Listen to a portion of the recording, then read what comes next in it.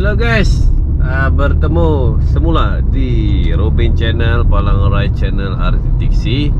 Jadi hari ini 19 hari bulan, okay? 2 hari lepas saya buat video. Saya on the way ke Penang juga untuk repair dan ambil satu buah kereta customer lah, Toyota IS Toyota IS 3.0 diesel Toyota. Kereta tu kita sudah berjaya bawa balik ke bengkel. Dan syukur juga daripada Penang sampailah ke Kuala Lumpur tiada apa-apa yang serius berlaku lah. Tidak laju itu pasti, sebab itu van pun sudah lama, orang cakap keadaan sudah uzur lah. Walaupun enjin besar, tapi dia bukan dicipta untuk kelajuan. Enjin diesel ni kalau yang tiada turbo, dia dicipta untuk membawa beban, okay?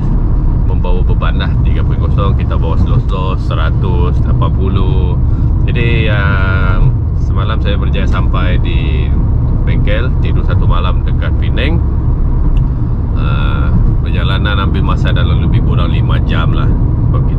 Kita bawa slow-slow, dalam 50 km perjalanan kita berhenti rehatkan van tu lah, rehatkan pemandu dan rehatkan van juga. Jadi hari ini saya bersama dengan partner yang setia saya ini, okay? Macam biasa pagi dia bawa sampai dekat tengoklah Sungai Perak ke posisi minyak ke apa semua, baru saya gantilah. Jadi hari ini on the way ke Penang untuk ambil satu buah kereta tu lah. Video sebelum ni saya cakap 2 buah kereta kan. Jadi sebuah sudah bawa balik, sebuah lagi tinggal, itu Toyota Vios lah. Itu pun kereta customer juga. Dia jiking dan minyak hitam pandai berkurang. Nanti sampai dekat Penang baru kita cek lah apa yang patut. Sekarang ni kita baru menghampiri Plaza Tol Jalan Duta ini. Hari ini tidak jam. 2 hari sebelum tu yang kami pergi Penang ambil van tu jam. Jadi hari ini clear, okay? Kita lalu lorong RF, lorong tunai lah. Bukan tunai, Tasinggo. Guys, sekarang ni kita 500 meter di hadapan Terowong Menora. Okey, ini Terowong Menora. Ini driver. Dah senyum lah, kena kopi Ni Terowong Menora, hat tinggi 4.75 meter, okey. Jadi mana-mana kenderaan berat kalau melebihi hat tinggi tu boleh ikut jalan lama. Okey. Bila kita masuk dekat terowong ni, line telefon ataupun siaran radio memang tak ada. Dan satu lagi, kalau kita guna kenderaan di sini, kalau masuk terowong ni, onkan lampu lah, onkan lampu, sebab dalam ni agak gelap. Sebab apa kita on lampu? Untuk apa? Untuk memberi panduan kepada kenderaan-kenderaan yang lain lah, kan? Dia had laju 80 km sahaja.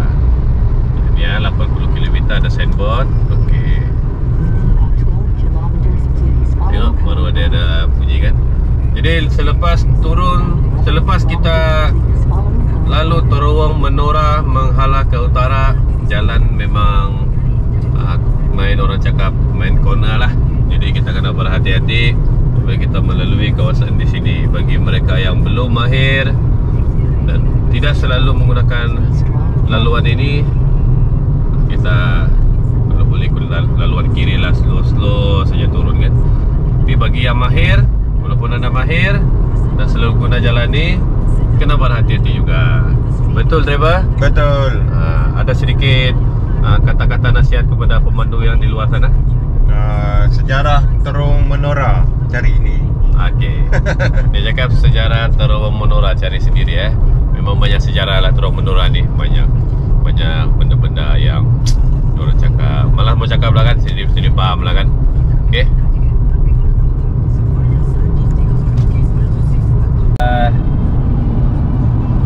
Sampai dekat pulau dah lewat sikit, sebab tadi singgah di mana? Singgah di Sungai Bakap, jumpa kawan lama. Okey. Lepas tu makan-makan, sekarang jam 2 7.42 minit petang. Hari itu saya ikut jambatan baru, jambatan yang kedua. Sekarang ni saya keluar tol Juru dan masuk jambatan yang pertama. Okey, jambatan yang pertama, lepas tu kita terus masuk pulau lah.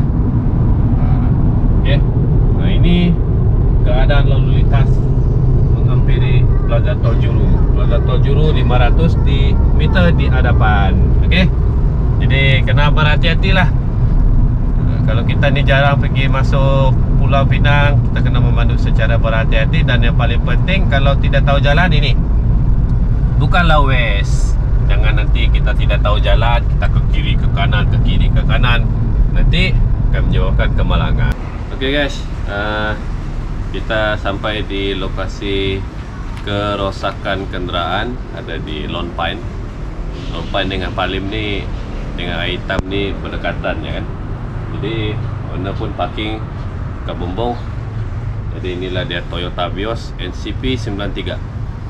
Dia cakap minyak hitam kering. Jadi first kita kena cek basic lah, cek air, cek minyak hitam, dan tengok mana yang leaking lah. Jadi first kita cek air dulu.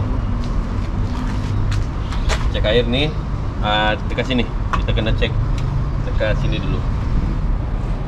Dekat ni pun air kita kena tambah sikit. Sekejap lah, kita ambil air lah.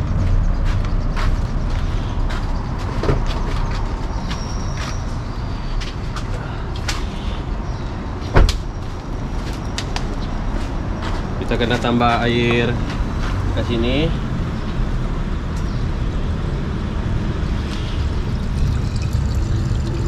Okey, jangan sampai penuh. Pastikan dia berada di level yang ditetapkan lah. Ini rasanya sikitnya nih, sebab dia kalau Toyota ni Vios dia daripada sini, dia hisap sini kan. Okey, ini kita tutup. Lepas tu kita letak sini, kita ambil tisu, kita tengok dekat dipstick engine dah. Dipstick engine dah ni. Okey, first kita lap dulu. Bukan, ini gearbox, silap. Sorry. Ini gearbox. Yang ini dipstick kuning. Okey, first kita lap dulu. Okey. Kita tengok minyak enjin dia. Minyak enjin dekat sini warna kuning ya. Beza dipstick minyak enjin dengan dipstick minyak gearbox. Ini warna hitam. Gearbox ini warna kuning. First kita tarik, kita lap dulu. Tengok. Lepas tu kali kedua kita cucuk balik. Lepas tu kita tengok label minyak hitam kurang atau tidak. Kalau ikut di sini, ini tempo sukatan yang maksimum. So far okey sampai sini kan. So okey, ini kita maksudnya sebab hari itu owner cakap dia ada tambah minyak hitam. Dia tambah minyak enjin setelah minyak enjin kurang. Jadi kita tidak tahu di mana bocor dia. Jadi kita kena periksa di mana kebocoran yang berlaku. Ini guna dia lampu sulu. Lampu sulu Lampu sulu kalau ada kebocoran minyak enjin, kita akan nampak. Kita akan nampak di mana bocor dia. Daripada oil filter, dia ada ini oil filter. Ini oil filter. Dia ada bocor, memang tak ada bocor. Okey. Pada bawah ni tidak ada bocor, yang itu air. Daripada belah gearbox itu kita tengok daripada bawah lah nanti. Saya rasa tak ada. Ini bocor-bocor sikit-sikit tu kita buka. Daripada sini pun saya rasa tiada. Oh, ini bocor dia daripada cap ni, daripada rocker arm cap kan. Jadi bagian bawah kita tengok. Kalau bagian bawah ada lelehan minyak tu maksudnya bocor. Ini bukan, ini tempat oil sump. Oil sump tu berstandard. Ini pun tidak ada bocor.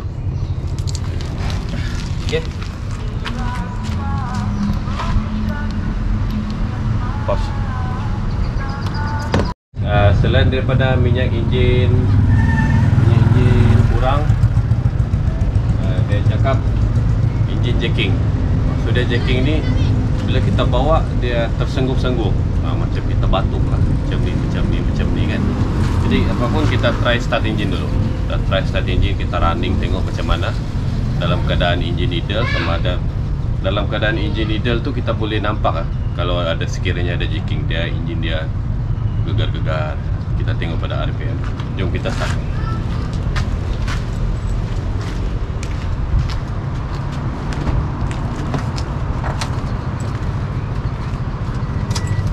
Apapun bila kita start kereta, langkah-langkah keselamatan semasa menghidupkan enjin ni, pertama kita jangan berdiri sambil start. Kita kena duduk dalam kereta. Okey. Duduk macam ni. Pastikan handbrake tarik, gear P. Kalau sistem kereta tu memerlukan kita tekan brake, kita tekan brake. Tapi bagi saya kalau kereta auto memang saya akan tekan brake kan. Okay, kita pulang kunci. Biar sekejap sampai dia menyala tu. Kita try start engine. Tengok running engine ada jacking ke tidak.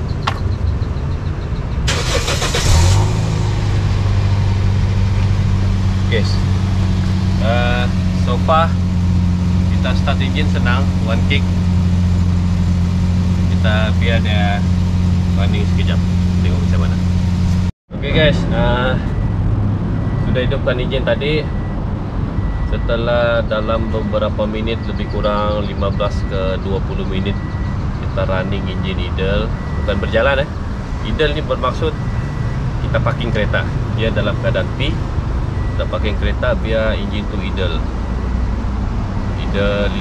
sampai 15 minit tu nampak perubahan tau. Nampak perubahan daripada dekat enjin tu, dia macam enjin tidak steady. Maksudnya jacking lah tu. Dia macam RPM turun naik. Biasanya kalau kenderaan yang dia punya idle timing dia ni steady, orang cakap, dia RPM tu dia tidak akan turun naik. Dia akan tetap kan. Jadi mungkin betul ignition coil dia daripada segi mungkin ignition dia problem. So mungkin kita akan buka cover plastik yang tutup rocker arm pump tu. Dia lapis plastik dulu yang ada cop Toyota tu. Sana dia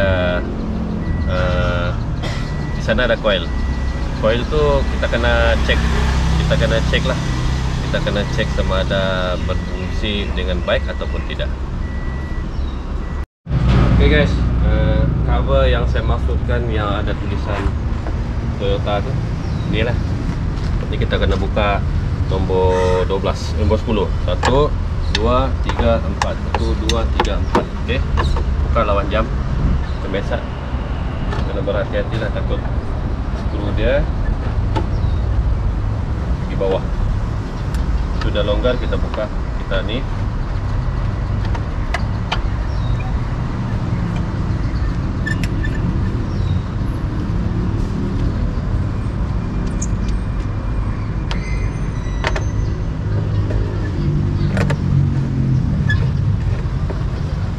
berhati-hati lah, takut jatuh bawah tu lagi susah kan. Oke, terakhir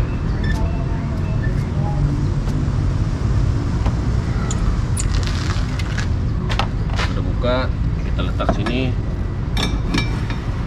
kita cabut pelan-pelan. Jadi kita cabut pelan-pelan, nampaklah. Nah, ini 1, 2, 3, 4 kan. Sini pun ada leaking minyak juga, tapi tidak berapa serius lah. Ini kita letak tepi dulu.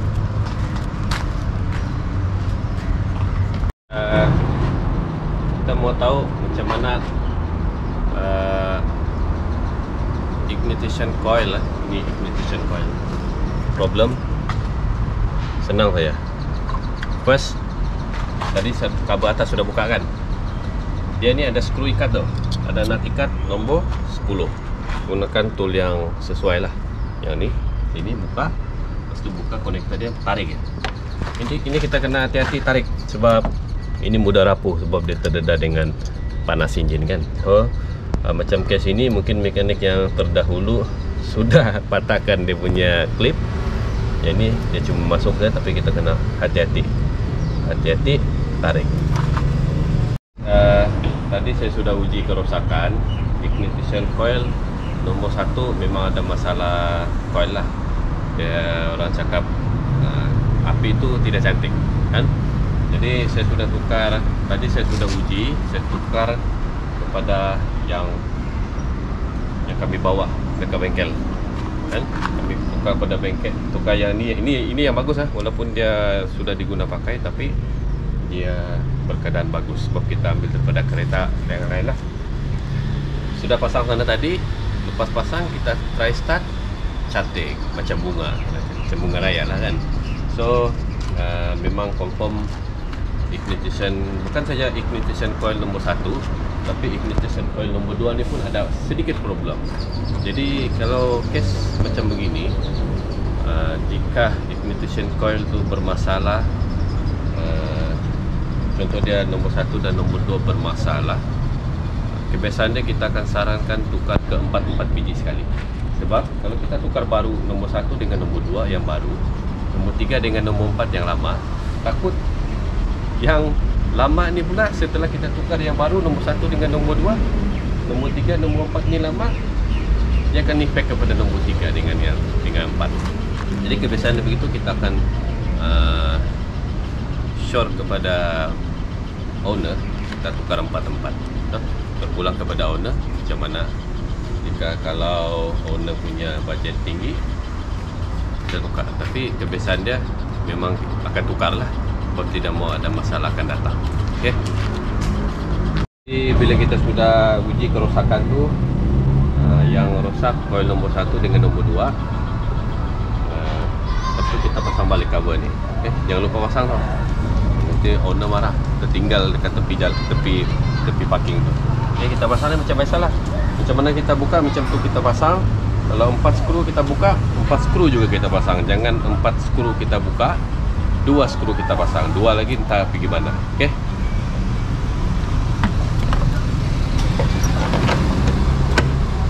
Ni. Satu.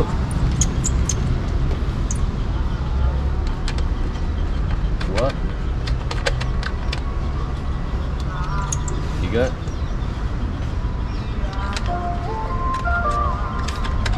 4.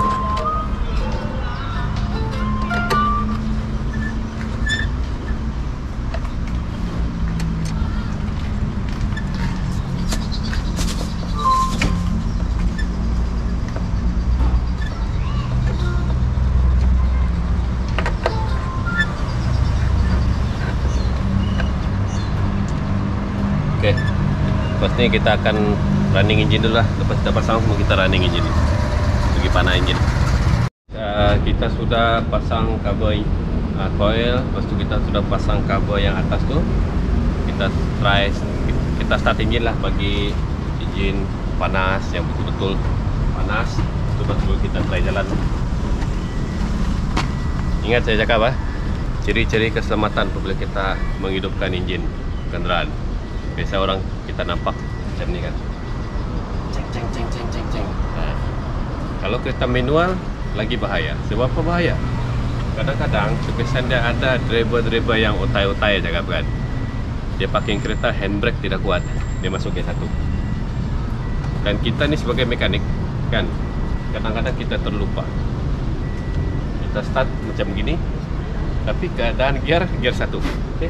Jadi bila keadaan gear ada gear, kita start macam ni, handbrake pula tidak kuat, sekali start jalan. Itu kalau manual. Kalau auto mungkin tidaklah, sebab kebanyakan dia kereta auto sekarang, kalau kita letak dalam keadaan P, tarik handbrake, memang enjin akan hidup dan dia tidak akan berjalan. Itulah ciri-ciri keselamatan dia kan. Jadi tapi bagi saya, kalau saya start kereta, memang saya akan duduk di dalam.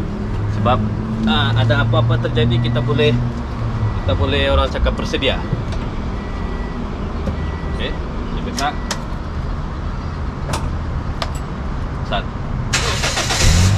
kita start dia bagi enjin panas lah. Enjin panas tanpa on aircon. Okay guys, sekarang ni tadi parking sana kawasan Condong. Jadi kita pindah parking di kawasan yang rata. Okey. Dan kita idle enjin, panaskan enjin lebih kurang dalam setengah jam ataupun 25 minit begitulah sambil kita on aircon. Sebab cuaca sekarang di Penang very hot. Orang Masalih cakap very hot now. Jadi kita mesti jaga kesihatan juga kan. Jadi sekarang ni kita duduk dalam ni, kita on aircon sambil panaskan enjin sampai suhu dia, orang cakap cukup waktu suhu dia tu bekerja. Okay. Nanti lepas 30 minit kita akan try jalan. Kalau jalan masih juga ada tersengguk-sengguk masalah, maksudnya kita kena cari masalah lain selain daripada ignition coil yang problem 2 tadi. Okay. Okay guys, tadi sudah try bawa dalam 3 km itu macam lah, dalam 3 km. So far tadi saya naik bukit ni, Bukit Palim ni. Saya ambil ajak, saya tekan sampai atas. So far okay, pick up okay. Dekat traffic light pun okay. Tapi itu tidak dapat membuktikan bahawa kereta betul-betul sehat lah. Besok kita on the way balik KL awal pagi. Kita tes perjalanan dalam 2 jam, 3 jam balik KL. Kalau okey, okey lah dia kan. Maksudnya tiada jiking lagi. Okey, besok pagi kita sambung awal pagi.